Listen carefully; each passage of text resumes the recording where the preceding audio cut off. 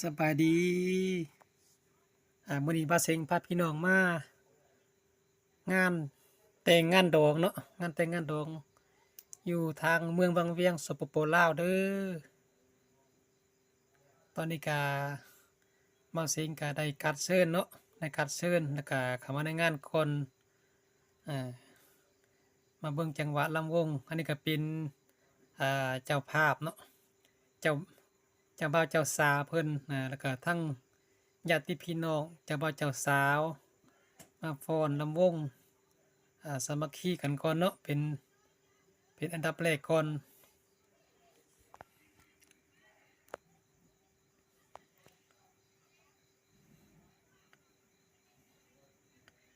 นี่ก็เป็นญาติฝ่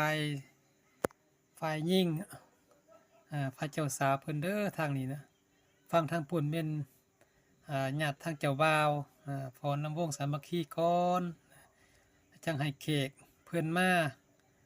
อ่าฟ้อนน้ำหลังเนาะนี่เป็นฮิตของประเพณีของอ่าสปปลาวเฮาเนาะมีแต่สาวผู้งามๆพี่น้องเอ้ยงานนี่พี่น้องผู้งามผู้หล่อๆนะอันนี้ก็เป็นฮิตข้อของสปปลาวเฮาเนาะใส่เสื้อไหมสิ้นไหมนะแต่ละคน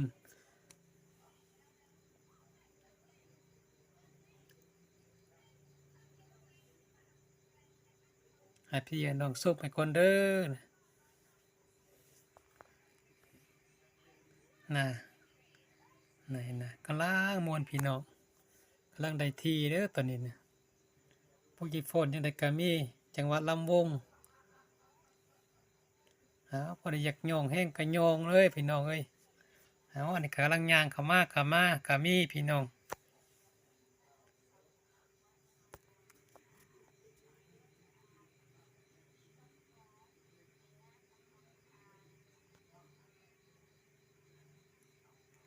เสียดายเนาะบ่าวสิงบ่สามารถเอาเสียงออกให้พี่น้องได้ฟังนำก็เลยปิดไมค์ขออนุญาตปิดไมค์เด้อเบิ่งลีลาเบิ่งภาพลีลาทางเพิ่นฟ้อนเนาะเพิ่นฟ้อนเพิ่นเต้นเพิ่นรำนะเสียดายบ่มีเสียงเนาะในโอกาสหน้าบ่าวสิงจะค่อยๆทยอยปล่อยเสียงนิดๆให้ฟังนำเนาะว่าเป็นเพลงจังหวะหยังนะตอนนี้ก็เบิ่งเป็นเห็นแต่รูปเต้นไปก่อนเนาะบ่มีเสียงก็สิม่วนสิมันอยู่ได้เบิ่งจังหวะเพิ่นเต้นนั่นเพิ่นรำพี่น้องนะต้องโจ๊ะโจ๊ะพุ่นเลยเนาะถ้าบ่โจ๊ะนี่ฟ้อนบ่เป็นเด้นี่อ่าเวลาเวลาเสียงเพลงขึ้นเนาะก็แขกผู้มาในงานจะพากันไปฟ้อนนะผู้ใดบ่ไปก็ยืนอยู่โต๊ะก็ย่างไปนำก็ได้เด้อจะเห็นโต๊ะบางโต๊ะก็ออกไปฟ้อนหมดเหลือแต่โต๊ะวางโต๊ะเป่าเนาะบางโต๊ะก็บ่ได้ออกไปเพราะว่าเต้นหลายๆเพลงมาแล้วก็เมื่อยก็เหมือนออกไปเต้นนะครับสลับสับเปลี่ยนกันเนาะผู้ใดขยันแน่ก็ออกไปเต้นทุกเพลงก็ได้บ่เป็นหยังเนาะบ่ว่ากันนะผู้ใดเมื่อยแล้วก็นั่งอยู่หน้าโต๊ะดื่มไปนำสังสรรค์ไปนำนะครับอันก็เวลาเพลงจบลงก็ได้ยกมือขอบคุณขอบใจเด้อนะครับอันนี้หลังจากเพลงจบไปเลยเนาะ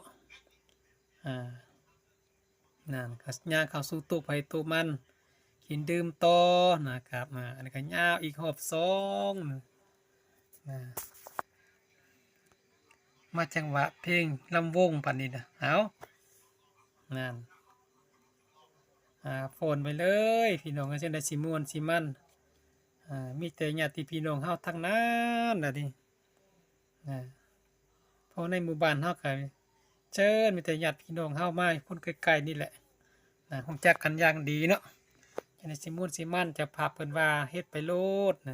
จะได้มีความสุขนะครับอันนี้ก็เป็นลูกหลานเพิ่นเนาะเพิ่นจัดงานแต่งงานดองเมื่อสันวันดีเพิ่นข้างบนเวทีก็เป็นนักห้องฝ่ายหญิงเด้บัดนี้ห้องพี่น้องอันนี้ก็เป็นโต๊ะสำหรับญาติพี่น้องฝ่ายเจ้าสาวเลย เจ้าบ่าวเนาะเพิ่นจัดโต๊ะพิเศษไว้อยู่ข้างๆเวทีนะ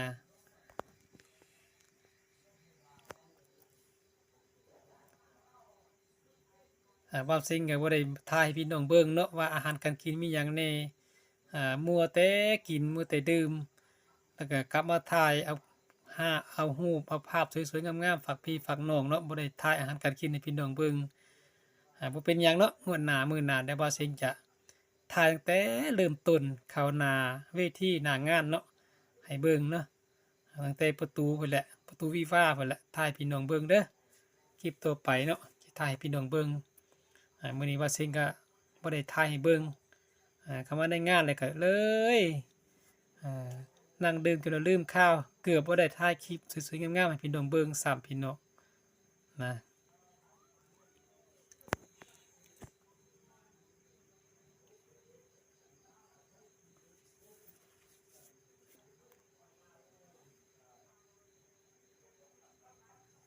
ผู้ใด LD ก็โยงเข้าไปพี่น้องบางคนก็โยงหลายอะไรบ่เป็นหยังเนาะบ่ได้แข็งแรงก็โยงไปโลดนะมื้ออื่นเช้าตื่นขึ้นมาโอ้ยเจ็บขี้เจ็บต้นเจ็บตัวหมดพี่น้องเนาะเอาบ่ว่ากันม่วนพี่น้องแต่ก่อนบาซิงก็เคยไปฟ้อนเนาะมาไปฟ้อนคือกันแบบนี้แหละเดี๋ยวนี้ฟ้อนบ่ได้แล้วเจ็บเอวอืม